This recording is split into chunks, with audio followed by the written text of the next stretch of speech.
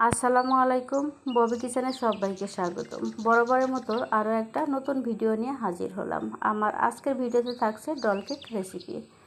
তো যারা doll cake তৈরি করতে চান তাদের জন্য আমার ভিডিওটা। তো আমি প্রথমে হাফ কাপ পরিমাণে ময়দা দিয়ে দিলাম হাফ চা চামচ পরিমাণে বেকিং পাউডার, দিয়ে দিচ্ছি হাফ চা চামচের কম বেকিং সোডা এবং দিয়ে দিচ্ছি আমি অল্প একটু লবণ।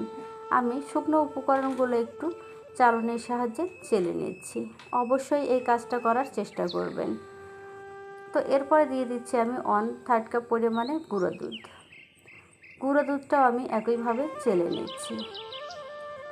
তো আমার সম্পূর্ণ উপকরণগুলো চালা হয়ে গেছে, আমি সবগুলো একসঙ্গে মিশিয়ে নিচ্ছি। তো এটা এক সাইডে আমি রেখে দিচ্ছি। তো এখানে আমি 3টা ডিম নিয়েছি, আমি ডিমের কুসুমটা আলাদা করে নেব।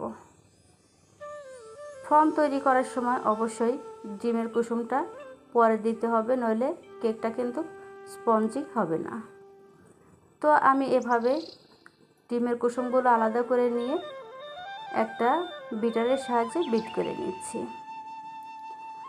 তো এভাবে বিট করতে হবে আর চিনি মেশাতে হবে। তো আমি এখানে চিনি দিয়ে দিচ্ছি 1/4 কাপ। চিনিটা অবশ্যই যে যার টেস্ট অনুযায়ী মেশাবেন। তো চিনি মেশানোর পরে আমি আবারও বিট করে নিচ্ছি। চিনিটা অবশ্যই 2 থেকে 3 বার মেশানোর চেষ্টা করবেন, একবারে দিয়ে দিবেন না। তো আমি আবারও চিনি মিশিয়ে দিচ্ছি। চিনি দিয়ে আমি আবারও বিট করে নিচ্ছি। আর এই কাজটা খুব ভালোভাবে করতে হবে। তো এ পর্যায়ে আমি দিয়ে দিচ্ছি ডিমের হলুদ অংশটুকু, দিয়ে আমি আবারও বিট করে নেব। তো এরপরে দিয়ে দিচ্ছি আমি ভ্যানিলা এসেন্স। এটা দিয়ে দিচ্ছি আমি 1 চা চামচের মতো, দিয়ে আমি অল্প একটু বিট করে নিলাম। এরপরে দিয়ে দিচ্ছি আমি সয়াবিন তেলটা দিয়ে দিচ্ছি আমি 1/4 কাপ পরিমাণে। আর তেল দেওয়ার পরে খুব বেশিক্ষণ বিট করার প্রয়োজন নেই, এটা 30 থেকে 35 সেকেন্ডের মতো ব্লেন্ড করে নিতে হবে। তো এরপরে আমি শুকনো উপকরণগুলো মিশিয়ে নেব। শুকনো উপকরণগুলো কিন্তু আমি একেবারে দিয়ে দিচ্ছি না, এটা 2 থেকে 3 বার আমি মিশিয়ে নেব। এই কাজটা কিন্তু অবশ্যই খুবই ভালোভাবে করতে হবে। আর একবারে দিয়ে দিলে কিন্তু দলা পেকে যাওয়ার সম্ভাবনা থাকে, তাই এটা আমি 2 থেকে 3 বারের মতো মিশিয়ে দিচ্ছি।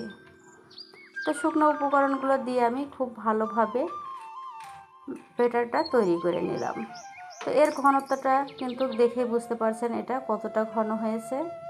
এটা কিন্তু বলে দেওয়ার কিছুই নেই, এটা দেখে বুঝতে হবে। তো এটা আমি এক পাশে রেখে দিচ্ছি। এরপরে নিয়ে নিচ্ছি আমি ডল কেকের মোল্ড। এই মোল্ডটা কিন্তু যে কোনো দোকানে কিনতে পাওয়া যায়। তো আমি এটার চারিপাশটা একটু তেল ব্রাশ করে নিচ্ছি। তেল ব্রাশ করে নিলে কিন্তু কেকটা মোল্ড আউট করার সুবিধা হবে। তো আমি খুব ভালোভাবে তেলটা ব্রাশ করে নিলাম, এটাতে খুব বেশি তেল দেওয়ার প্রয়োজন নেই। তো এরপরে আমি কেকের যে মিশ্রণ তৈরি করেছি মিশ্রণটা ঢেলে দিচ্ছি। তো কেকের মিশ্রণটা ঢেলে দিয়ে আমি হালকা হাতে এটা ট্যাপ করে নেব।